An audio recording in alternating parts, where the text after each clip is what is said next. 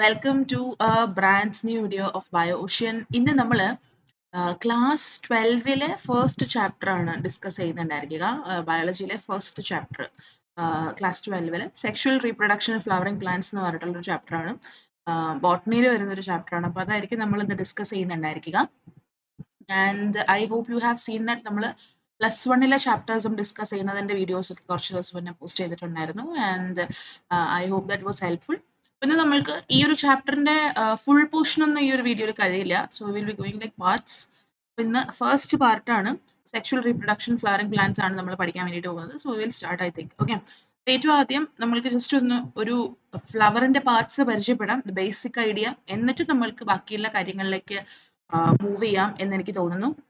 Okay, അപ്പൊ ഇത് നിങ്ങളുടെ ഈ ഒരു ലെഫ്റ്റ് സൈഡിൽ, സ്ക്രീനിന്റെ ലെഫ്റ്റ് സൈഡിൽ കാണുന്നത് ഒരു ഫ്ലവറിന്റെ ലോഞ്ചിറ്റ്യൂഡിനൽ സെക്ഷൻ ആണ്.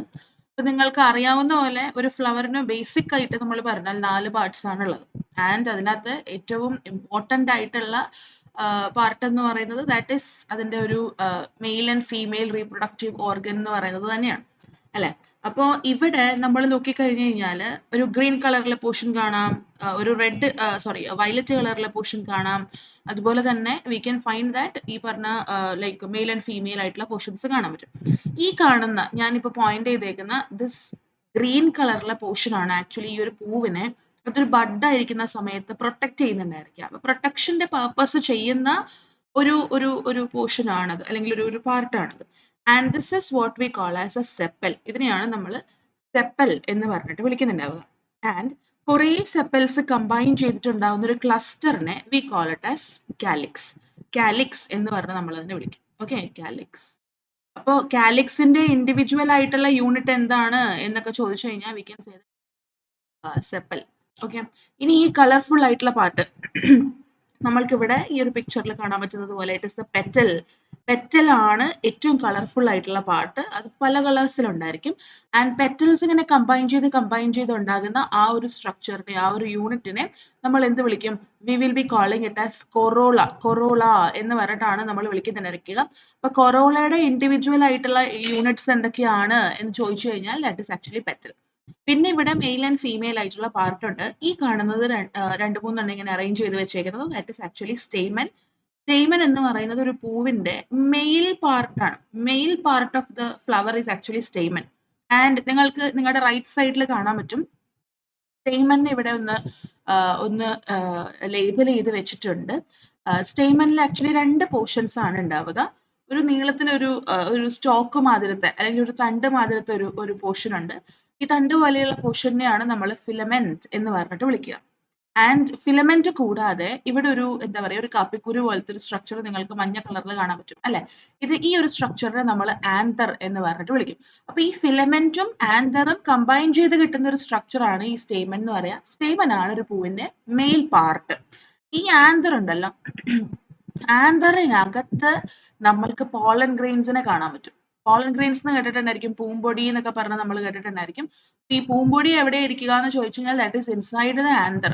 സ്റ്റേമനെ അകത്തുള്ള സ്റ്റേമനിലുള്ള ആന്തറിനകത്തായിരിക്കും ബേസിക്കലി നമ്മൾക്ക് ആരെ കാണാൻ പറ്റുക? We will be able to find the pollen grains. Okay, ഇനി ഒരു ഫീമെയിൽ പാർട്ട് ഉണ്ട്. ആ ഫീമെയിൽ പാർട്ടിനെ നമ്മൾ കാർപ്പൽ എന്ന് പറഞ്ഞിട്ട് വിളിക്കും. കാർപ്പൽ അല്ലെങ്കിൽ നമ്മൾക്ക് പറയാൻ പറ്റുന്ന മറ്റൊരു വാക്ക് എന്ന് പറയുന്നത് ദാറ്റ് ഈസ് ആക്ച്വലി പിസ്റ്റിൽ.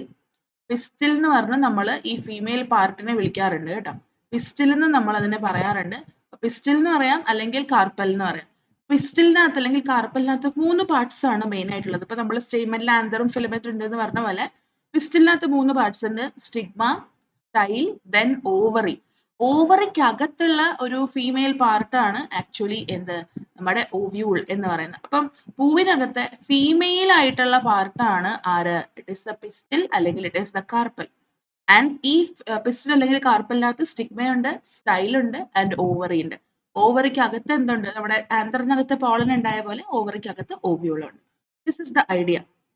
ഈ കാർപ്പലിനെ നമ്മൾക്ക് ഒന്നും കൂടെ സെപ്പറേറ്റ് ആയിട്ട് വരുന്ന ടൈമിൽ നമുക്ക് പഠിക്കാം. നമ്മൾ ആ ഒരു ഫീമെയിൽ പോർഷനിലോട്ട് എത്തുമ്പോഴത്തേക്കും പഠിക്കാം. ഞാനിപ്പോൾ ഈ ആന്തറും ഫിലമെന്റും സ്റ്റേമനെ ഞാൻ ഇവിടെ തന്നെ വെച്ചതിന്റെ റീസൺ എന്ന് വെച്ച് കഴിഞ്ഞാൽ നമ്മൾ സ്റ്റാർട്ട് ചെയ്യുന്നത് ഈ മെയിൽ പാർട്ടിൽ നിന്നിട്ടാണ്. ചാപ്റ്റർ സ്റ്റാർട്ട് ചെയ്യുന്നത് തന്നെ മെയിൽ പാർട്ടിൽ നിന്നിട്ടാണ്. അപ്പൊ അതുകൊണ്ട് അതിന് വേണ്ടിയിട്ടാണ് ഞാൻ സ്റ്റേമനെ ആദ്യം ഇൻട്രൊഡ്യൂസ് ചെയ്തത്. പിസ്റ്റിൽ നമ്മൾ അടുത്ത പോർഷൻസിലായിട്ട് ഇൻട്രൊഡ്യൂസ് ചെയ്യും. ഓക്കെ, ഇത് ആക്ച്വലി കാണാൻ പറ്റുന്ന ഒരു പിക്ചർ നിങ്ങൾക്ക് കാണാൻ പറ്റുന്നുണ്ടായിരിക്കും. ഇത് നമ്മളുടെ സ്റ്റേറ്റ്മെന്റ് ഉണ്ടല്ലോ, അതിന്റെ ഒരു സെക്ഷനാണ്. ഓക്കെ, ഈ ഈ ഒരു കോല് പോലെ ഇരിക്കുന്ന ഭാഗം അതാണ് ഇതിന്റെ ഫിലമെന്റ് എന്ന് പറയുന്നത്. ഈ ഒരു വലിയ ഭാഗം അതാണ് ഈ ഒരു സ്റ്റേറ്റ്മെന്റ് ആന്തർ എന്ന് പറയുന്നത്. This is A anther. ഈ ആന്തറിന്റെ ഒരു പ്രത്യേകത എന്താന്ന് പറഞ്ഞു കഴിഞ്ഞാല്, ആന്തർ ഒരു പ്രായമായി കഴിയുമ്പോഴത്തേക്കും അത് ഡിഹൈസ് ചെയ്യും. ഡിഹൈസ് ചെയ്യുക എന്ന് പറഞ്ഞു കഴിഞ്ഞാൽ ആക്ച്വലി പൊട്ടിപ്പോവുക എന്നർത്ഥം. അത് പൊട്ടുമ്പോഴത്തേക്കാണ് അതിനകത്തുനിന്ന് നിങ്ങൾക്ക് ഈ പിങ്ക് കളറിൽ കാണാൻ പറ്റുന്നുണ്ടായിരിക്കും, these are all actually pollen grains അല്ലെ. ഈ പോളൻ ഗ്രെയിൻസ് വെളിയിലോട്ട് ചാടുന്നത് ഈ ആന്തർ പൊട്ടി കഴിയുമ്പോഴത്തേക്കും ആണ്. ആൻഡ് അങ്ങനെ പൊട്ടുന്നതിനെയാണ് നമ്മൾ എന്ത് വിളിക്കുക, ഡിഹൈസൻസ് എന്ന് പറഞ്ഞിട്ട് വിളിക്കുക. ആൻഡ് അങ്ങനെ ഡിഹൈസ് ചെയ്യാൻ വേണ്ടിയിട്ട് ഇപ്പൊ നമ്മൾക്കാണെന്നുണ്ടെങ്കിൽ ഒരു തോടോ അങ്ങനെ എന്തെങ്കിലും തുറക്കണമെന്നുണ്ടെങ്കിൽ അതിനൊരു മാർജിൻ ഉണ്ടാവും. ആ മാർജിനിൽ കൂടിയാണ് നമ്മൾ അതിനെ തുറക്കുക അല്ലെ. സൺഫ്ലവറിന്റെ സീഡൊക്കെ നമ്മൾ തുറന്നു കഴിക്കുമ്പോഴത്തേക്കും അങ്ങനെയല്ലേ. സിമിലർലി ഇവിടെയും ഈ ആന്തറിന് പൊട്ടാൻ വേണ്ടിയിട്ട് അല്ലെങ്കിൽ ഞാൻ ഒന്ന് ബ്രേക്ക് ആക്കാൻ വേണ്ടിയിട്ട് അതൊരു ലൈൻ ഉണ്ട്. ആ ലൈനിൽ കൂടെ ആയിരിക്കും അത് ബ്രേക്ക് ചെയ്യുക. എപ്പോഴാണോ ഈ ഒരു സംഭവം ബ്രേക്ക് ചെയ്ത് വരുന്നത്, അപ്പൊ അതിന്റെ ഉള്ളിൽ നിന്ന് എന്ത് പുറത്തോട്ട് ഡിസ്പേഴ്സ് ചെയ്യും, പോളൻ ഗ്രെയിൻസ് വെളിയിലോട്ട് ഡിസ്പേഴ്സ്. ഓക്കെ, സോ ഇതാണ് ഒരു ആന്തറിന്റെ സെക്ഷൻ എന്ന് പറയുന്നത്. അപ്പൊ നമ്മൾ ഏറ്റവും ആദ്യം സ്റ്റാർട്ട് ചെയ്യാൻ വേണ്ടി പോകുന്നത് ആന്തർ വെച്ചിട്ടാണ്. ആന്തർ ആക്ച്വലി ബൈലോബ്ഡ് ആണ്. ബൈലോബ്ഡ് എന്ന് പറഞ്ഞാൽ നിങ്ങൾ തൊട്ട് മുന്നത്തെ പിക്ചറിൽ നോക്കി കഴിഞ്ഞാൽ നിങ്ങൾക്ക് കാണാൻ പറ്റും. ഈ പിക്ചർ അല്ല, ഈ പിക്ചറിൽ നോക്കിയാൽ കാണാൻ പറ്റും. ഇവിടെ രണ്ട് പോർഷൻസ് ഉണ്ട്, 1, 2 എന്ന് പറഞ്ഞിട്ട്. ക്ലിയർ ആവുന്നില്ല അല്ലെ, ഐ ഡ്രോ. ഓക്കെ, ഇവിടെ രണ്ട് ആക്ച്വലി ലോബുകൾ ഉണ്ട്. രണ്ട് ലോബുകൾ. ലോബ് എന്ന് പറഞ്ഞാൽ അറ എന്നുള്ളൊരു മീനിങ് മാത്രമേ ഉള്ളൂ കേട്ടോ. അപ്പൊ ഇതൊരു അറയാണ്. ഓക്കെ, ഇത് കൂടാതെ വേറൊരു അറയും കൂടെ ഉണ്ട്. അങ്ങനെ രണ്ടറകൾ. ഈ രണ്ടറകളിൽ കണക്ട് ചെയ്തിട്ടുള്ള ഒരു കോല് പോലത്തെ ഭാഗമാണ് നമ്മൾ എന്ത് വിളിച്ചത്, we called it as filament. Okay, and മുകളിലുള്ള ഈ രണ്ട് അറകളും വരുന്ന ഈ ഒരു പോർഷനെയാണ് നമ്മൾ എന്ത് വിളിച്ചത്, we called it as anther. Anther എന്ന് പറഞ്ഞാൽ നമ്മൾ വിളിച്ചിട്ടുണ്ടായിരുന്നു. അപ്പൊ രണ്ട് ലോബുകൾ ഉള്ളത് കൊണ്ടാണ് ബൈലോബ്ഡ്. ബൈ എന്ന് വെച്ചാൽ രണ്ട് ആണല്ലോ, അപ്പൊ അതുകൊണ്ട് 2 ലോബ്ഡ് ആയിട്ടുള്ള സ്ട്രക്ചർ ആണ് ആന്തർ. ആൻഡ് ഓരോ ലോബിലും എന്തുണ്ട്, രണ്ട് തീക്ക വീതമുണ്ട്. ഇപ്പൊ ഒരു ലോബ് നമ്മൾ ഇങ്ങനെ എടുത്ത് നോക്കി കഴിഞ്ഞു കഴിഞ്ഞാൽ ഇവിടെ ഒരു തീക്ക കാണാൻ പറ്റും. സിമിലർലി നമ്മൾക്ക് ഈ ഒരു പോർഷനിൽ ഒരു തീക്ക കാണാൻ പറ്റും. അങ്ങനെ രണ്ട് തീക്കയാണ് ഉള്ളത് അല്ലെ. രണ്ട് തീക്ക ഉള്ളതുകൊണ്ട് V call it as ഡൈതീക്കസ്. Bithecous എന്ന് നമ്മൾ പറയലില്ല, ഡൈതീക്കസ് എന്നാണ് നമ്മൾ പറയല്. ഓക്കെ, അപ്പൊ ഒന്ന് ആലോചിച്ച് നോക്കിക്കേ, ഒരു ലോബ് ഒരു ലോബിനകത്ത് രണ്ട് തീക്ക. രണ്ട് ലോബല്ലേ ശരിക്കും ആന്തറിലുള്ളത്. അപ്പൊ എത്ര തീക്ക ഉണ്ടായിരിക്കും, 4 തീക്ക ഉണ്ടായിരിക്കും. ആ 4 തീക്കയും ആക്ച്വലി എങ്ങനെ ഇരിക്കും, ഇങ്ങനെ ഞാനൊരു ഒരു ഏകദേശം ഒരു ഐഡിയയിൽ വരച്ചു കാണിച്ചു തരാം. ഇതൊരു ലോബ്, ഇതൊരു ലോബ്. ഓക്കെ, അപ്പൊ രണ്ട് ലോബായി. ദാ ഇവിടെ ഒരു തീക്കയുണ്ട്, ഇവിടെ ഒരു തീക്കയുണ്ട്. ഒരു ലോബിനകത്ത് രണ്ട് തീക്ക എന്നല്ലേ പറഞ്ഞത്, അങ്ങനെ രണ്ട് തീക്ക. ഇപ്പുറത്തെ ലോബിലും ഇതുപോലെ തന്നെ there is one തീക്ക, another one തീക്ക here. അങ്ങനെ ടോട്ടൽ എത്ര തീക്കയായി, അങ്ങനെ ടോട്ടൽ നമ്മൾക്ക് 4 തീക്കകളുള്ള ഒരു സ്ട്രക്ചർ ആണ് ഈ പറഞ്ഞ ആന്തറിന്റെ സ്ട്രക്ചർ എന്ന് പറയുന്നത്. അപ്പൊ അതുകൊണ്ട് തന്നെ ഒരു 4 സൈഡഡ് സ്ട്രക്ചർ ആണ്, അല്ലെങ്കിൽ ടെട്രാഗണൽ ആയിട്ടുള്ള ഒരു സ്ട്രക്ചർ ആണ് എന്ന് നമുക്ക് പറയാനായിട്ട് പറ്റും. ഓക്കെ, ആൻഡ് ഓരോ ലോബിന്റെ കോർണേഴ്സ്, ഞാനിപ്പോ വരച്ചിരിക്കുന്ന കോർണറുകളിലാണ് അല്ലെ, അവിടെ നമ്മൾക്ക് എന്ത് ചെയ്യാൻ പറ്റും, ഇതേപോലെ മൈക്രോസ്പൊറാഞ്ചിയകളുണ്ട്. ഈ മൈക്രോസ്പൊറാഞ്ചിയാണ് ആക്ച്വലി പിന്നീട് ഡെവലപ്പ് ചെയ്തിട്ട് എന്തായിട്ട് മാറുക, ഫ്യൂച്ചറിൽ പോളൻ ഗ്രെയിൻസ് ആയിട്ട് മാറുക. സിമ്പിൾ ആയിട്ട് പറഞ്ഞാൽ ഇതെല്ലാം ആക്ച്വലി പോളൻ ഗ്രെയിൻ സൂക്ഷിച്ചു വെക്കാനുള്ള അറകളാണ് എന്നുള്ളതാണ് അർത്ഥം. പിടികിട്ടിയോ? യെസ്. ഇനി നമ്മൾ മൈക്രോസ്പൊറാഞ്ചിയത്തിന്റെ സ്ട്രക്ചർ ആണ് പഠിക്കാൻ വേണ്ടിയിട്ട് പോകുന്നത്. മൈക്രോസ്പൊറാഞ്ചിയത്തിന്റെ സ്ട്രക്ചറിലോട്ട് വരുമ്പോഴത്തേക്കും നമ്മൾ എടുത്ത് നോക്കിക്കഴിഞ്ഞാൽ ഏകദേശം ഒരു സർക്കിൾ മാതിരി, ഒരു എക്സാക്ട് സർക്കിൾ ഒന്നും അല്ല, പക്ഷെ ഒരു സർക്കിൾ മാതിരിയൊക്കെ നമുക്ക് തോന്നും. ആൻഡ് ഈ ഒരു മൈക്രോസ്പൊറാഞ്ചിയം എന്ന് പറഞ്ഞു കഴിഞ്ഞാൽ പോളൻ പ്രൊഡ്യൂസ് ചെയ്യുന്ന ഈ ഒരു സാധനം ബേസിക്കലി നമ്മൾ ഈ ആന്തർ എന്ന് പറഞ്ഞിട്ടുള്ളതിനെ തന്നെയാണ് ഏകദേശം സിമിലർലി മൈക്രോസ്പൊറാഞ്ചിയം എന്ന് പറഞ്ഞിട്ട് വിളിക്കും. അപ്പൊ ഇതിന്റെ സെക്ഷൻ എടുത്ത് നോക്കിക്കഴിഞ്ഞാൽ സർക്കുലർ ആണ്. അതിന്റെ ഭിത്തി ഉണ്ടാക്കി വെച്ചിരിക്കുന്നത് 4 ലെയേഴ്സ് വെച്ചിട്ടാ, 4 layers. Okay, there is epidermis, ഏറ്റവും പുറമത്തെ ലെയർ ആണ് ആക്ച്വലി എന്ത്, എപ്പിഡെർമിസ് എന്ന് പറയുന്നത്. ആൻഡ് അത് കഴിഞ്ഞിട്ട് നമ്മൾക്കുള്ള ഒരു ലെയർ ആണ് എൻഡോതീസിയം എന്ന് പറയുന്നത്. എൻഡോതീസിയം കഴിഞ്ഞിട്ട് നമ്മൾക്ക് മിഡിൽ ലെയേഴ്സ് കാണാം. മിഡിൽ ലെയേഴ്സ് കഴിഞ്ഞ് വരുന്ന ഏറ്റവും ഇമ്പോർട്ടന്റ് ആയിട്ടുള്ള ഒരു ലെയർ ആണ് that is tapetum. Okay, tapetum എന്ന് പറഞ്ഞിട്ടുള്ള ലെയർ ഭയങ്കര ഇമ്പോർട്ടന്റ് ആയിട്ടുള്ള ഒരു ലെയർ ആണ്. ഇതിന്റെ ഫംഗ്ഷൻസ് എന്തൊക്കെയാണെന്നൊക്കെ ഉള്ളത് നമുക്ക് പഠിക്കാം. നമ്മൾ ഏറ്റവും ആദ്യം പഠിച്ചു എപ്പിഡെർമിസ്, എൻഡോതീസിയം, മിഡിൽ ലെയേഴ്സ്. ഇത് മൂന്നിന്റെയും ഫംഗ്ഷൻസ്. ഓക്കെ, ഔട്ടർ 3 വാളിന്റെ ഫംഗ്ഷൻസ് എന്നാണ് ഞാൻ ഇവിടെ എഴുതിയിരിക്കുന്നത്. ദാറ്റ് മീൻസ് ഇത് മൂന്നിന്റെയും ഫംഗ്ഷൻസ് ആണ് ഇതിനർത്ഥം. ഓക്കെ, മൂന്നിന്റെയും ഫംഗ്ഷൻ എന്ന് പറയുന്നത് that is protection. Protection provide ചെയ്യുക എന്ന് പറയുന്നതാണ് ഇതിന്റെ മെയിൻ ആയിട്ടുള്ള ഫംഗ്ഷൻ കേട്ടോ. ഇനി അത് കൂടാതെ ആന്തർ ഡിഹൈസ് ചെയ്ത് പോളൻ റിലീസ് ചെയ്യാനും ഈ ഒരു 3 വാൾസ് ഹെൽപ്പ് ചെയ്യുന്നുണ്ട് എന്നുള്ളതാണ്. ഇനി ലാസ്റ്റത്തെ ഏറ്റവും ഉള്ളിൽ കാണുന്ന layer that is the tapetum. ടപ്പീറ്റത്തിന്റെ ഫംഗ്ഷൻ എന്ന് പറഞ്ഞു കഴിഞ്ഞാൽ പോളൻ ഗ്രെയിൻസ് വളരാൻ വേണ്ടിയിട്ട് അതിനാവശ്യമായിട്ടുള്ള നറിഷ്മെന്റ് പോഷകങ്ങളൊക്കെ കൊടുക്കുന്നത് ടപ്പീറ്റമാണ്. ആൻഡ് ടപ്പീറ്റം ഉള്ളത് കൊണ്ടിട്ടാണ് പോളൻ ഗ്രെയിൻസ് നല്ല ഹെൽത്തി ആയിട്ട് എന്ത് ചെയ്യുന്നുണ്ടായിരിക്കുക, ആക്ച്വലി ഗ്രോ ചെയ്യുന്നുണ്ടായിരിക്കുക. ആൻഡ് ടപ്പീറ്റത്തിന്റെ സെൽസ് നമ്മൾ നോക്കിക്കഴിഞ്ഞാൽ ഭയങ്കര ഡെൻസ് ആയിട്ടുള്ള ഒരു സൈറ്റോപ്ലാസം ഉണ്ട്. അത് മാത്രമല്ല ഒരുപാട് ന്യൂക്ലിയസുകൾ, ഒന്നിൽ കൂടുതൽ ന്യൂക്ലിയസ് ലൈക്ക് സിൻസീഷ്യം മാതിരത്തെ ഒരു സ്ട്രക്ചറിലായിരിക്കും നമ്മൾക്ക് ഈ ടപ്പീറ്റത്തിനെ കാണാനായിട്ട് പറ്റുന്നുണ്ടായിരിക്കുക. ഓക്കെ, ഇതാണ് ഒരു ആന്തറിന്റെ സ്ട്രക്ചർ. അതുപോലെ തന്നെ നമ്മുടെ മൈക്രോസ്പൊറാഞ്ചത്തിന്റെ സ്ട്രക്ചർ എന്ന് പറയാൻ പറ്റും. അപ്പൊ നിങ്ങൾക്ക് ഇവിടെ കാണാൻ പറ്റും, അതൊരു ഏകദേശം ഒരു റൗണ്ട് ഷേപ്പ് എന്നേ പറയാൻ പറ്റുള്ളൂ, എക്സാക്ട്ലി റൗണ്ട് ഒന്നും അല്ല. ആൻഡ് ഈ പറഞ്ഞ പോലെ ഈ ഇവിടെ നമ്മൾക്ക് 4 തീക്കകൾ, 1 അതുപോലെ തന്നെ 2 കാണാൻ പറ്റുന്നുണ്ടായിരിക്കും, 2, 3, ദെൻ ഇവിടെ 4, അങ്ങനെ 4 തീക്കയൊക്കെ ഉണ്ട്. ഇനി അതിൽ നിന്ന് നമ്മൾ ഇത് ഒരെണ്ണത്തിനെ എടുത്തിട്ട് നമ്മൾ ഒന്ന് എൻലാർജ് ചെയ്ത് കാണിച്ചേക്കുന്നതാണ് ഈ കാണുന്നത്. അപ്പോൾ അതിന്റെ ലെയേഴ്സ് ഒക്കെ നമുക്ക് കുറച്ചും കൂടെ വ്യക്തമായിട്ട് കാണാനൊക്കെ സാധിക്കും. ഫസ്റ്റ് ലെയർ എന്ന് പറയുന്നത് ദാറ്റ് ഈസ് എപ്പിഡെർമിസ്, ദെൻ എൻഡോതീസിയം ഉണ്ട്, ആൻഡ് മിഡിൽ ലെയേഴ്സ് ഉണ്ട്. മിഡിൽ ലെയേഴ്സ് കഴിഞ്ഞ് ഏറ്റവും അകത്തേക്ക് വരുന്ന ലെയർ ആണ് ദാറ്റ് ഈസ് ദ ടപ്പിറ്റം. ഇതാണ് പോളൻ ഗ്രെയിൻസുമായിട്ട് കോൺടാക്റ്റിൽ ഇരിക്കുന്നത് കൊണ്ട് പോളനെ എന്ത് ചെയ്യാൻ ഹെൽപ്പ് ചെയ്യുക, നറിഷ് ചെയ്യാൻ വേണ്ടിയിട്ട് ആക്ച്വലി ഹെൽപ്പ് ചെയ്യുന്നുണ്ടായിരിക്കുക. പിടികിട്ടിയോ? ഇവിടെ നമ്മൾക്ക് ഈ എപ്പിഡെർമിസും എൻഡോതീസിയും ഒക്കെ കാണാൻ പറ്റും. പക്ഷെ സ്റ്റിൽ നമ്മൾ കുറച്ചും കൂടെ ഒന്ന് എൻലാർജ്ഡ് ആയിട്ട് കാണിക്കുന്നതിന് വേണ്ടിയിട്ടാണ് ഒന്ന് എൻലാർജ്ഡ് വ്യൂ പോലെ കാണിച്ചിരിക്കുന്നത്.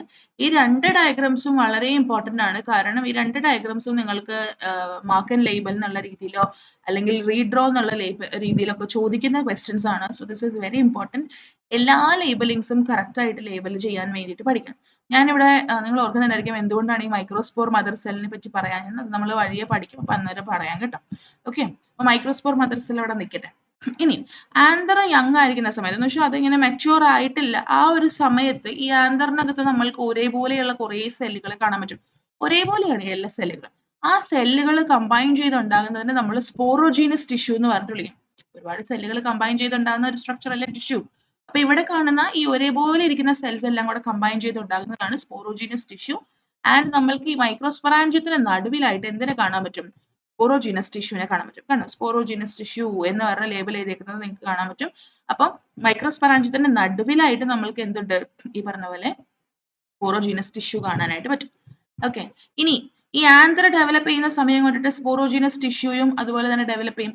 ഡെവലപ്പ് ചെയ്തിട്ട് എന്ത് സംഭവിക്കും അറിയാമോ, ഈ സ്പോറോജീനസ് ടിഷ്യൂ മിയോസിസ് നടത്തും. അങ്ങനെ മിയോസിസ് നടത്തി കഴിയുമ്പോഴത്തേക്കും കിട്ടുന്ന സ്ട്രക്ചർ ആണ് മൈക്രോസ്പോർ ടെട്രാഡ് എന്ന് പറയുന്നത്. അങ്ങനെ വരുമ്പോഴത്തേക്കും എന്ത് റിലീസ് ചെയ്യും, ഈ മിയോസിസ് കഴിഞ്ഞ് കഴിയുമ്പോഴത്തേക്കും മൈക്രോസ്പോർ ടെട്രാഡ്സ് ആയിരിക്കും ഫോം ചെയ്യുന്നുണ്ടായിരിക്കാം. അപ്പൊ ഈ സ്പോറോജീനസ് ടിഷ്യൂ എന്ന് പറയുന്നതിനകത്ത് സെൽസ് ഓരോന്നും ഭാവിയിൽ ഒരു പോളനായിട്ട് മാറേണ്ടതാണ്, അല്ലെങ്കിൽ ഒരു മൈക്രോസ്പോർ മദർ സെൽ. ഈ മൈക്രോസ്പോർ മദർ സെൽ എന്താണെന്ന് പഠിക്കാം കേട്ടോ. മൈക്രോസ്പോർ മദർ സെൽ ആയിട്ടൊക്കെ മാറേണ്ടതാണ്. അപ്പോൾ ഈ ഒരു സ്പോറോജീനസ് ടിഷ്യൂവിന് മിയോസിസ് നടന്നതിന് ശേഷം എന്തായിരിക്കും കിട്ടുന്നുണ്ടായിരിക്കുക, 4 മൈക്രോസ്പോർ ടെട്രാഡുകളായിരിക്കും കിട്ടുന്നുണ്ടായിരിക്കുക. നമ്മളുടെ ആവശ്യം എന്ന് പറയുന്നത് ഇവിടെ നമുക്ക് പോളൻ ഗ്രെയിൻസ് കിട്ടുക എന്ന് പറയുന്നതാണ് അല്ലെ. അങ്ങനെ ഈ പോളൻ ഗ്രെയിൻസിനെയാണ് നമ്മൾ മൈക്രോസ്പോർസ് എന്ന് പറഞ്ഞിട്ട് വിളിക്കുക. ഓക്കെ, അപ്പൊ ഈ നമ്മളുടെ ഈ മൈക്രോസ്പോറിനകത്ത് മൈക്രോസ്പൊറാഞ്ചിയത്തിനകത്ത് we will be having microspore mother cell, അല്ലെങ്കിൽ ഇതിനകത്ത് നമുക്ക് പോളൻ മദർ സെൽ എന്ന് പറഞ്ഞിട്ടുള്ള ഒരു സ്ട്രക്ചർ ഉണ്ടായിരിക്കും. ഈ പോളൻ മദർ സെല്ലിന് മിയോസിസ് സംഭവിച്ചു കഴിയുമ്പോഴത്തേക്കുമാണ് നമ്മൾക്ക് എന്ത് കിട്ടുക, മൈക്രോസ്പോർസ് കിട്ടുക. ആൻഡ് 4 എന്നുള്ളതിന്റെ ഒരു ഒരു ഒരു ഗ്രൂപ്പ് ആയിട്ടായിരിക്കും ഇതിനെ അറേഞ്ച് ചെയ്ത് വെച്ചേക്കുക. ഈ മൈക്രോസ്പോറിലെ അതിലത്തിന് അറേഞ്ച് ചെയ്ത് വെച്ചിട്ടുണ്ടാവുക 4ന്റെ കൂട്ടായിട്ടാണ്.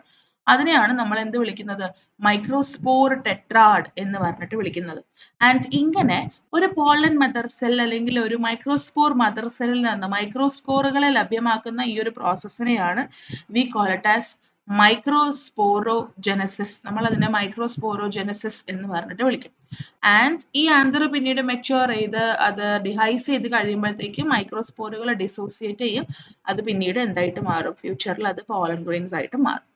ഓക്കെ, ഇനി നമ്മൾ അടുത്ത പഠിക്കാൻ വേണ്ടി പോകുന്നത് that is about pollen grain.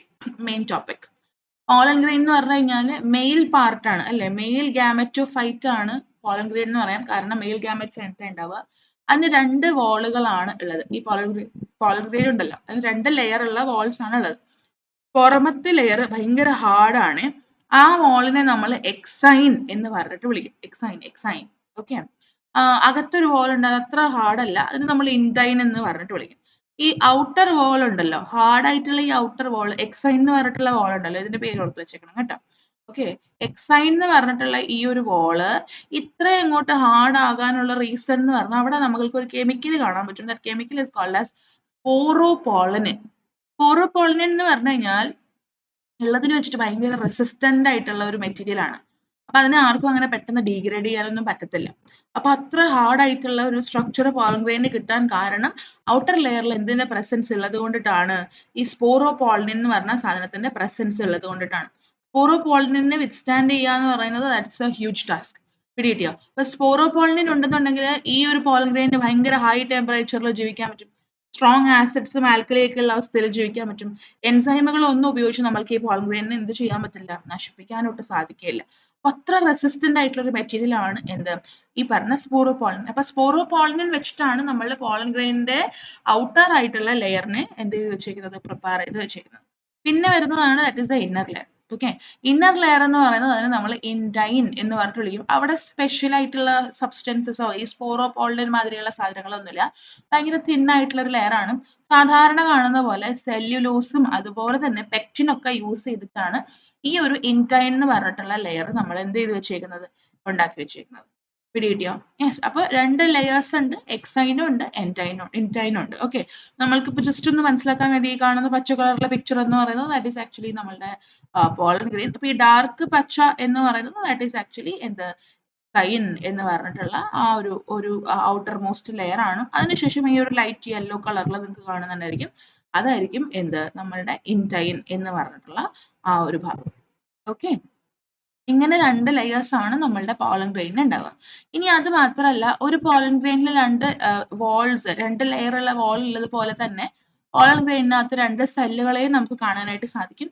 ഏറ്റവും ആദ്യത്തെ സെല്ലാണ് വെജിറ്റേറ്റീവ് സെൽ എന്ന് പറയുന്നത്. ആൻഡ് ദെൻ രണ്ടാമത്തെ സെല്ലാണ് ജനറേറ്റീവ് സെൽ എന്ന് പറയുന്നത്. നിങ്ങൾ ഈ പിക്ചറിനകത്ത് ജനറേറ്റീവ് ആയിട്ടുള്ള ന്യൂക്ലിയസ്, അതുപോലെ തന്നെ വെജിറ്റേറ്റീവ് ന്യൂക്ലിയസ് എന്നൊക്കെ പറഞ്ഞ് കാണുന്നുണ്ടായിരിക്കും. ദാറ്റ് ഈസ് ബേസിക്കലി വെജിറ്റേറ്റീവ് സെല്ലിന്റെ ന്യൂക്ലിയസ് ആണ് വെജിറ്റേറ്റീവ് ന്യൂക്ലിയസ്. ജനറേറ്റീവ് സെല്ലിന്റെ ന്യൂക്ലിയസ് ആണ് ജനറേറ്റീവ് ന്യൂക്ലിയസ് എന്ന് പറയുന്നത്. വെജിറ്റേറ്റീവ് സെൽ എന്ന് പറഞ്ഞാൽ അല്പം വലിയൊരു സെല്ലാണ്. കുറെ ഫുഡൊക്കെ അതിനകത്തുണ്ടായിരിക്കും. പിന്നെ അത് മാത്രമല്ല ഭയങ്കര ഒരു ഇറഗുലർ ആയിട്ടുള്ള ഒരു ന്യൂക്ലിയസ്, അതിന്റെ ഷേപ്പ് ഒന്നും അത്ര പ്രോപ്പർ ആയിരിക്കത്തില്ല. അങ്ങനെയുള്ള ഒരു സംഭവമാണ് ഈ വെജിറ്റേറ്റീവ് സെൽ. നിങ്ങൾ ഈ കാണുന്നതാണ് ആക്ച്വലി വെജിറ്റേറ്റീവ് സെൽ എന്ന് പറയുന്നത്. അപ്പൊ അത്ര അടിപൊളിയായിട്ടുള്ള ഒരു ന്യൂക്ലിയസ് ഒന്നും അതിനില്ല. അത് മാത്രമല്ല ഭയങ്കര ഫുഡ് സ്റ്റോർ ചെയ്ത് വെച്ചേക്കുന്ന ഒരു വലിയ സെല്ലാണ് വെജിറ്റേറ്റീവ് സെൽ എന്ന് പറയുന്നത്. ഇനി ജനറേറ്റീവ് സെല്ലിലോട്ട് വരുമ്പോഴത്തേക്കും അത് വളരെ ചെറിയൊരു സെല്ലാണ്. ആൻഡ് വെജിറ്റേറ്റീവ് സെല്ലിന്റെ സൈറ്റോപ്ലാസത്തിലാണ് അതിനെ കാണുക. സ്പിൻഡിൽ ഷേപ്ഡ് ആണ്. ആൻഡ് അതിനൊരു ന്യൂക്ലിയസും ഒരല്പം സൈറ്റോപ്ലാസം ഉണ്ട്. മുന്നത്തെ പിക്ചറിലോട്ട് നോക്കാം. ഈ ഒരു പച്ച കളറിൽ കാണുന്ന, ലൈറ്റ് ഗ്രീൻ കളറിൽ കാണുന്നത് that was A vegetative cell. അതിന്റെ സൈറ്റോപ്ലാസ്റ്റിൽ നിങ്ങൾക്ക് ദാ ഇവിടെ ഒരു കണ്ണിന്റെ ആകൃതിയിൽ കാണുന്നുണ്ടായിരിക്കും. കണ്ണിന്റെ ആകൃതിയിൽ ഈ കാണുന്ന സംഭവമാണ് ആക്ച്വലി എന്ത്? That is the generative cell. അത്ര വലിയ സെൽ അല്ല അത്, അല്ലെ? അത്ര ഒരു വലിയ സെൽ അല്ല അത്. പക്ഷെ അവിടെ നമ്മൾക്ക് ഒരു സ്പിൻഡിൽ ഷേപ്പിൽ കാണാനായിട്ട് പറ്റുന്നുണ്ട്, അല്ലെ? സ്പിൻഡിൽ ഷേപ്പിൽ നമുക്ക് കാണാൻ പറ്റും. സ്പിൻഡിൽ ഷേപ്പിൽ കാണുക മാത്രമല്ല, അതിനൊരു അത്യാവശ്യം നല്ലൊരു ന്യൂക്ലിയസ് ഉണ്ട്. ഒരല്പം സൈറ്റോപ്ലാസം ഒക്കെ നമുക്ക് ഇവിടെ കാണാൻ പറ്റും. ഈ ജനറേറ്റീവ് ആയിട്ടുള്ള സെല്ലിനകത്ത് കാണാം. ഇനി പോളൻ അലർജി, ഇത് നിങ്ങളുടെ ടെക്സ്റ്റ് ബുക്കിൽ പറഞ്ഞിട്ടുള്ള ഒരു ടോപ്പിക്കാണ് കേട്ടോ. പോളൻ അലർജി എന്ന് പറഞ്ഞു കഴിഞ്ഞാൽ ചില ആളുകളുണ്ട്, അവർക്ക് പല സാധനങ്ങളോടും അലർജി ഉണ്ടായിരിക്കും. സിമിലർലി ചില ആളുകൾക്ക് ഈ പോളനോടും അലർജി ഉണ്ടായിരിക്കും. അങ്ങനെ പോളൻ ഗ്രെയിൻസ് അവർ ഈ പൂവൊക്കെ ഒന്ന് സ്മെൽ ചെയ്ത് നോക്കിക്കഴിഞ്ഞാൽ ഉടനെ തന്നെ അതിന്റെ പോളൻ ഗ്രെയിൻസ് ഒക്കെ മൂക്കിലോട്ട് പോയിട്ട് അവർക്ക് ഭയങ്കര സഫോക്കേഷനും കണ്ണൊക്കെ നിറയുക, മൂക്കുന്നൊക്കെ ഇങ്ങനെ റണ്ണി നോസ് ആവുക, അങ്ങനെ ചിലർക്ക് ഈ പറഞ്ഞ പോലെ ശ്വാസതടസ്സം, അങ്ങനത്തെ സംഭവങ്ങളിലോട്ടൊക്കെ വരെ എത്തിക്കാൻ ചാൻസ് ഉള്ള ഒരു ഭയങ്കര എന്താ പറയാ പ്രശ്നക്കാരനായിട്ടുള്ള ഒരു അലർജിയാണ് ഈ പോളൻ അലർജി എന്ന് പറയുന്നത്. ആർക്കെങ്കിലും ഒക്കെ ഈ വീഡിയോ കാണുന്ന കൂട്ടുകാർക്ക് ആർക്കെങ്കിലും ഒക്കെ പോളൻ അലർജി ഉള്ളവരാണ് എന്നുണ്ടെങ്കിൽ ഒന്ന് ചാറ്റ് ബോക്സിൽ പറയാം, കമന്റ് ബോക്സിൽ പറയാം കേട്ടോ. അത് മാത്രമല്ല, ഇപ്പൊ ഒരു സാധനത്തിന്റെ ഒരു മോശം വശം ഉള്ളതുപോലെ ഒരു നല്ല വശം ഉണ്ടാവില്ല. സിമിലർലി ഈ പോളൻ ഗ്രെയിന് കുറച്ച് ന്യൂട്രീഷണൽ ആയിട്ടുള്ള ഒരു കാര്യമുണ്ട്. ഒരുപാട് ന്യൂട്രിയൻ റിച്ച് ആണ് ഈ ഒരു പോളൻ ഗ്രെയിൻ എന്ന് പറയുന്നത്. അപ്പൊ അതുകൊണ്ട് തന്നെ ഫുഡ് സപ്ലിമെന്റ് ആയിട്ടൊക്കെ നമ്മൾ പോളൻ ഗ്രെയിൻ യൂസ് ചെയ്യാറുണ്ട്. പുറത്ത് നാട്ടുകളിലെ ആളുകളിലൊക്കെ ഉണ്ടല്ലോ, ഇത് ടാബ്ലറ്റ്സും സിറപ്സ് ഒക്കെ ആയിട്ട് കഴിയും. അപ്പൊ ആ ന്യൂട്രീഷണൽ ക്വാളിറ്റി മെയിൻറ്റെയിൻ ചെയ്യാൻ വേണ്ടിയിട്ട്. അപ്പൊ നമ്മളെ പോലെ എല്ലാവർക്കും ഈ ബാലൻസ്ഡ് ആയിട്ടുള്ള ഡയറ്റും അങ്ങനത്തെ സംഭവങ്ങളൊന്നും കിട്ടിയെന്ന് വരില്ല. അപ്പൊ അതുകൊണ്ട് അവരത് മേക്കപ്പ് ചെയ്യാൻ വേണ്ടിയിട്ടൊക്കെ ടാബ്ലറ്റ്സും സിറപ്സിന്റെ ഒക്കെ രൂപത്തിൽ ഈ പോളൻ ഗ്രെയിൻസ് ഒക്കെ കൺസ്യൂം ചെയ്യാറുണ്ട്. പിന്നെ അത് മാത്രമല്ല, ഈ സ്പോർട്സിലൊക്കെയുള്ള ആളുകളൊക്കെ അത്ലറ്റ്സ് ഒക്കെ ഈ പോളൻ ഗ്രെയിൻസ് കൺസ്യൂം ചെയ്യുമെന്ന് പറയണം. അപ്പൊ അവരുടെ എനർജി ഒക്കെ കൂടും, അടിപൊളിയായിട്ട് പെർഫോം ചെയ്യാനൊക്കെ പറ്റും. അത് മാത്രമല്ല, മറ്റേ ഹോർസ് റേസസ് ഒക്കെ ഇല്ലേ, അവർക്കും ഇത് അവരുടെ ഫുഡിനകത്ത്, അവരുടെ ഡയറ്റിനകത്ത് മിക്സ് ചെയ്തിട്ട് ഈ പോളൻ ഗ്രെയിൻസ് കൊടുക്കും അത്രേ. അപ്പൊ ആ കുതിരയ്ക്ക് നന്നായി ഓടാൻ പറ്റും എന്നുള്ള രീതിയിലാണ് പറയുന്നത്. അപ്പോൾ അങ്ങനെയൊക്കെയുള്ള ന്യൂട്രീഷണൽ ക്വാളിറ്റീസും എന്തിനുണ്ട്? പോളൻ ഗ്രെയിൻസിനുണ്ട്. ഇനി പോളൻ വയബിലിറ്റി. ഈ വയബിലിറ്റി എന്ന് പറഞ്ഞാൽ എന്താണെന്നറിയോ? വയബിൾ ആയിരിക്കുക എന്ന് പറഞ്ഞാൽ ജീവനോടെ ഇരിക്കുക എന്നുള്ളൊരു മീനിങ് ആണ്. ഓക്കെ, വയബിൾ എന്ന് പറഞ്ഞാൽ ജീവനോടെ ഇരിക്കുക, അതാണ് അതിന്റെ ഒരു മീനിങ് എന്ന് പറയുന്നത്. അപ്പൊ ഈ പോളൻ ഗ്രെയിൻസ് ആന്തറിനകത്തിരുന്ന് വളരുന്നു. അത് മെച്യൂർ ആയി കഴിയുമ്പോഴത്തേക്ക് ഈ ആന്തർ പൊട്ടും, അതിൽ നിന്ന് പോളൻ ഗ്രെയിൻസ് റിലീസ് ചെയ്യും. പോളൻ ഗ്രെയിൻസ് ആക്ച്വലി ഈ പറഞ്ഞ പോലെ ഭൂമിയിൽ ഉണ്ടായിരിക്കാം, വീണ് കിടക്കുന്നുണ്ടാവും, നമ്മൾ കാണുന്നില്ലല്ലോ, എത്ര ചെറിയ സാധനമല്ലേ. അതല്ലെന്നുണ്ടെങ്കിൽ ചിലപ്പോൾ ഈ കാറ്റത്ത് കൂടെ അങ്ങോട്ട് ഇങ്ങോട്ടൊക്കെ പറന്ന് നടക്കുന്നുണ്ടാവും, അല്ലെങ്കിൽ ചിലപ്പോൾ വെള്ളത്തിൽ വീഴും, അപ്പൊ വെള്ളത്തിൽ ഇങ്ങനെ ഇരിക്കുന്നുണ്ടാവും. അങ്ങനെ പല സാഹചര്യത്തിൽ പോളൻ ഗ്രെയിൻസ് കാണാൻ പറ്റും അല്ലെ.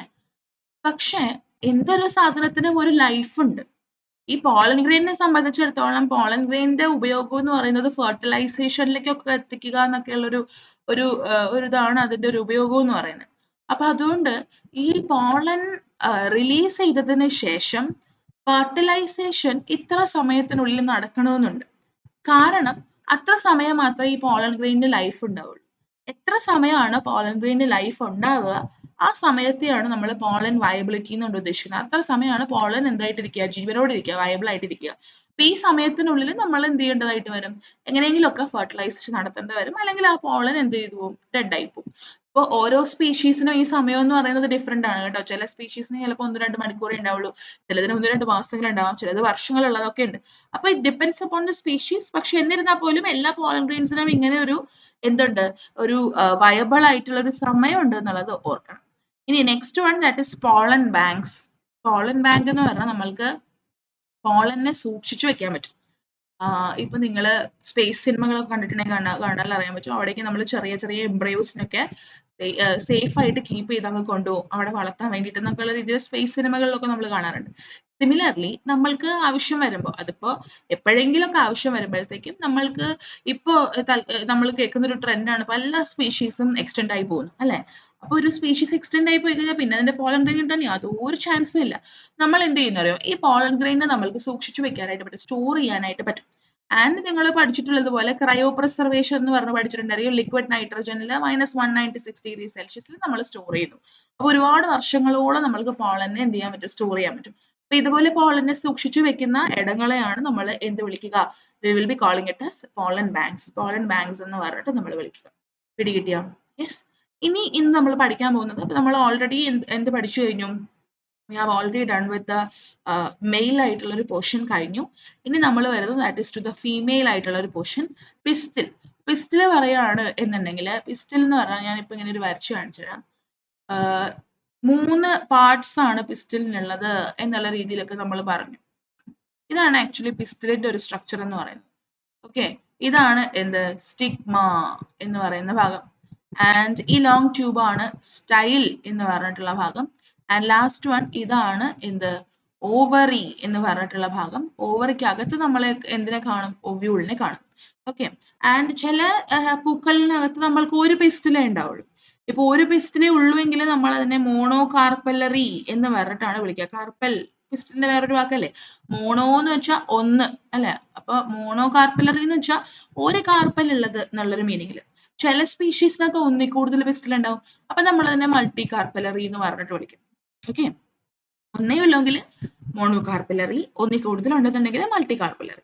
ഇനി ചിലതിനകത്തുണ്ട് നമ്മൾ ഈ പറഞ്ഞ ഈ മൾട്ടി കാർപ്പലറി ആയിട്ടുള്ള ഒരു സിറ്റുവേഷൻ ഉണ്ടല്ലോ. ഈ മൾട്ടി കാർപ്പലറി സിറ്റുവേഷനിൽ ചില സമയത്ത് ഇവര് ഇങ്ങനെ ഫ്യൂസ് ചെയ്ത് ഒരുമിച്ചിരിക്കുന്നതായിട്ട് നമുക്ക് കാണാൻ പറ്റും. അങ്ങനെയുള്ള കണ്ടീഷനെയാണ് സിൻകാർപ്പസ് എന്ന് പറഞ്ഞിട്ട് വിളിക്കുക. ഇനി ചില സമയത്ത് ഈ മൾട്ടി കാർപ്പലറി ആണെങ്കിൽ അവരിങ്ങനെ ഫ്രീ ആയിട്ട് ഒറ്റയ്ക്ക് ഇങ്ങനെ ഇരിക്കുകയായിരിക്കും, അതിനെ നമ്മൾ അപ്പോകാർപ്പസ് എന്ന് വിളിക്കും. ഞാൻ എക്സാമ്പിളിലൂടെ കാണിച്ചു തരാം. ഇവിടെ നിങ്ങൾ കാണുന്ന പോലെ ഈ പിങ്ക് കളറിൽ കാണുന്നത് ഈ ഒരു സംഭവം എല്ലാം ആക്ച്വലി എന്താണെന്നറിയോ? ഇറ്റ് ഈസ് ആക്ച്വലി നമ്മളുടെ സ്റ്റിഗ്മയാണ്. ഓക്കെ, അപ്പോ ഈ സ്റ്റിഗ്മകളെല്ലാം ഫ്യൂസ് ചെയ്തിട്ടായിരിക്കുന്നത്. കുറെ ഉണ്ട്, അത് ഇവരെല്ലാവരും ഫ്യൂസ് ചെയ്തിട്ടായിരിക്കുന്നത് അല്ലെ. അപ്പൊ കുറെ ഉള്ളതുകൊണ്ട് നമ്മൾ അതിനെ എന്ത് വിളിച്ചു? മൾട്ടി കാർപ്പലറി എന്ന് വിളിച്ചു. ഫ്യൂസ് ചെയ്തിരിക്കുന്നതുകൊണ്ട് നമ്മൾ അതിനെ എന്ത് വിളിച്ചു? സിൻകാർപ്പസ് എന്ന് വിളിച്ചു. അപ്പൊ ഇതിന്റെ എക്സാമ്പിൾ ആണ് എന്ത്? പാപ്പവർ. പാപ്പവർ സോംനിഫെറം എന്ന് പറയുന്നത് നമ്മൾ ഈ മറ്റേ മയക്കുമരുന്ന് ഡ്രഗ്സ് ഒക്കെ ഉണ്ടാക്കാൻ വേണ്ടി യൂസ് ചെയ്യുന്ന ഒരു ചെടിയാണ്. ഓക്കെ. അപ്പൊ ഈ പാപ്പവർ എന്ന് പറയുന്നത് അതിന്റെ എക്സാമ്പിൾ ആണ്. അപ്പൊ നിങ്ങളോട് ചോദിക്കുകയാണ് മൾട്ടി കാർപ്പലറി സിൻകാർപ്പസ് ആയിട്ടുള്ള ഒരു ഒരു ചെടിയുടെ പേര് പറയാൻ പറഞ്ഞാൽ യു ക്യാൻ റൈറ്റ് പാപ്പവർ. ഓക്കെ. ഇനി അതുപോലെ തന്നെ ഇവിടെ നിങ്ങൾക്ക് ഈ പച്ച കളറിൽ കാണുന്ന ഓരോ നമ്മുടെ ബനാന പോലെ ഇരിക്കുന്ന ഓരോന്നും ആക്ച്വലി എന്താണ് ഓരോരോ ലൈക്ക് കാർപ്പൽസ് ആണ് കേട്ടോ. അപ്പൊ ഇവിടെ ഒരുപാട് കാർപ്പൽസ് ഉണ്ട്. മൾട്ടി കാർപ്പലറി ആൻഡ് ഇവര് ഫ്രീ ആയിട്ട് ഒറ്റയ്ക്കല്ലേ ഇരിക്കുക, ഫ്യൂസ് ചെയ്ത് ഇതുപോലെ ഇരിക്കുന്നില്ലല്ലോ. അപ്പൊ അതുകൊണ്ട് നമ്മൾ അതിനെ എന്ത് വിളിക്കും? അപ്പോ കാർപ്പസ് എന്ന് പറഞ്ഞിട്ട് വിളിക്കും. അതിന് എക്സാമ്പിൾ ആണ് മിഷേലിയ എന്ന് പറഞ്ഞിട്ടുള്ളൊരു പ്ലാന്റ് കേട്ടോ. മിഷേലിയ, അത് ഓർത്ത് വെച്ചേക്കണം കേട്ടോ. ഓക്കെ. അപ്പൊ ഇതാണ് സംഭവം. ആൻഡ് നമ്മളിപ്പോ പഠിച്ചത് ഇറ്റ്സ് ലൈക്ക് നമ്മളുടെ ഓവ്യൂളിനെ അല്ലെങ്കിൽ ഓവറീനെ നമ്മൾ ജസ്റ്റ് ഒന്ന് സ്റ്റാർട്ട് ചെയ്ത് വെച്ചു എന്നുള്ളതാണ്.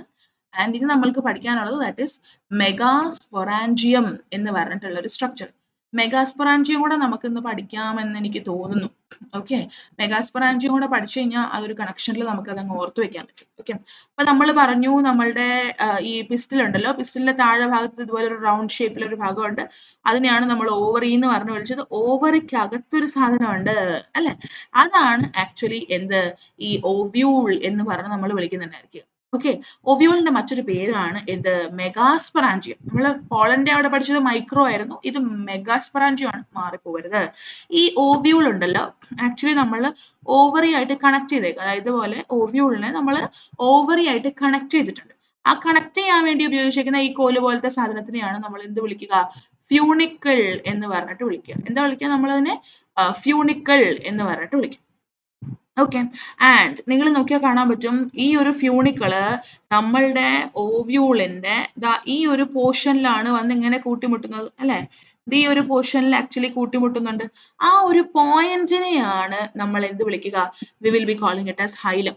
ഈ ഒരു പോയിന്റിനെ ഞാൻ ഈ ഒരു പോയിന്റിനെ വരച്ചു കാണിച്ചിട്ടുണ്ട് ഒരു വയലറ്റ് കളറിൽ. This is called as hilum കേട്ടോ. ഹൈലം എന്നാണ് നമ്മൾ ഇതിനെ വിളിക്കുന്നുണ്ടായിരിക്കും. അപ്പൊ ഒന്ന് ഓർത്ത് വെച്ചേക്കുക, ഓവറി ഉണ്ട്, ഓവറിക്കകത്ത് ഓവ്യൂൾ ഇരിപ്പുണ്ട്.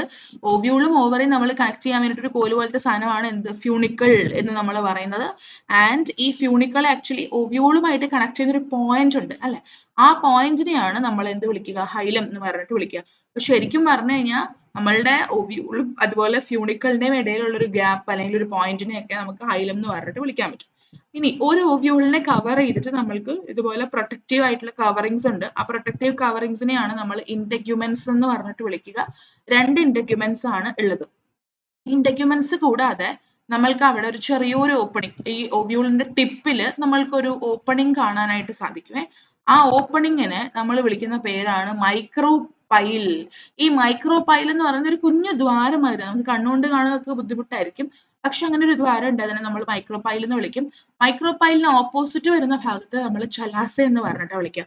അപ്പൊ ഇപ്പൊ സപ്പോസ് ഇത് ഓവ്യൂൾ ആണെന്ന് വിചാരിക്കും, ആൻഡ് ഇതാണ് ഇതിന്റെ മൈക്രോ പൈൽ എന്ന് വിചാരിക്കും. ഇവിടെ ഒരു ഓപ്പണിംഗ് ഉണ്ടായിരുന്നു ഇതാണ് ഇതിന്റെ ഒരു ഓപ്പണിംഗ്. ഓക്കെ. അങ്ങനെയാണെങ്കിൽ ഇതിന്റെ നേരെ ഓപ്പോസിറ്റ് ബേസൽ പാർട്ട് എന്നല്ലേ നമ്മൾ പറയാ, ഓപ്പോസിറ്റ് എന്നല്ലേ നമ്മൾ പറയാ. അപ്പൊ ഈ ബേസൽ പാർട്ട് എന്ന് പറഞ്ഞാൽ ഇതായിരിക്കും എന്ത് ചലാസയായിട്ട് വരാം. അപ്പൊ ഓവ്യൂളിന്റെ ബേസൽ പാർട്ട് ചലാസയാണ്. ചലാസ എന്തിന് ഓപ്പോസിറ്റാ വരുന്നത്? മൈക്രോപൈലിന് ഓപ്പോസിറ്റ് ആണ് വരുന്നത്. പിന്നെ നമ്മളുടെ ഈ ഓവ്യൂളിന്റെ ഇന്റഗ്യുമെന്റ്സിനോട് ചേർന്ന് നമുക്ക് കുറച്ച് സെൽസിന്റെ ഒരു മാസ് കാണാൻ പറ്റും. അതിനകത്ത് ഒരുപാട് ഫുഡ് മെറ്റീരിയൽസ് ഒക്കെ ഉണ്ടായിരിക്കും. ആ സെൽ മാസിനെയാണ് നമ്മൾ ന്യൂസെലസ് എന്ന് പറഞ്ഞിട്ട് വിളിക്കുക. ഈ ന്യൂസെലസിന്റെ ചാപ്റ്ററിന്റെ അവസാനം വരെ ഓർത്ത് വെക്കണം കേട്ടോ. ഇന്റഗ്യുമെന്റ്സിന്റെ ഒപ്പം കാണുന്ന കുറച്ച് സെൽസിന്റെ ഒരു മാസ്, അതിനെയാണ് നമ്മൾ ന്യൂസെലസ് എന്ന് പറഞ്ഞിട്ട് വിളിക്കുക. ഓക്കെ. ഈ ന്യൂസെലസിലാണ് നമ്മളുടെ എംബ്രയോ സാക്ക് അല്ലെങ്കിൽ ഫീമെയിൽ ഗാമറ്റോഫൈറ്റ് ഇരിക്കുക. ആൻഡ് ഒരു ഓവ്യൂൾ എന്ന് പറഞ്ഞാൽ അതിനകത്തൊരു ഒരൊറ്റ ഒരു എംബ്രയോ സാക്ക് ആയിരിക്കും ഉണ്ടാവുക. ഒരു മെഗാസ്പോറിൽ നിന്നിട്ടാണ് ഒരു എംബ്രയോ സാക്ക് ഡെവലപ്പ് ചെയ്യുക. അപ്പൊ സപ്പോസ് ഒരു മെഗാസ്പോർ ഉണ്ടായിരുന്നു, അതിൽ നിന്ന് എന്ത് ഡെവലപ്പ് ചെയ്യും? ഒരു എംബ്രയോ സാക്ക് ഡെവലപ്പ് ചെയ്യും. ഈ എംബ്രയോ സാക്കിനെ നമ്മൾക്ക് എവിടെ കാണാം? ഒരു ഓവ്യൂളിനകത്ത് കാണാം. പിടികിട്ടിയോ? ഇതാണ് ആക്ച്വലി നമ്മളുടെ ഓവ്യൂളിന്റെ സ്ട്രക്ചർ.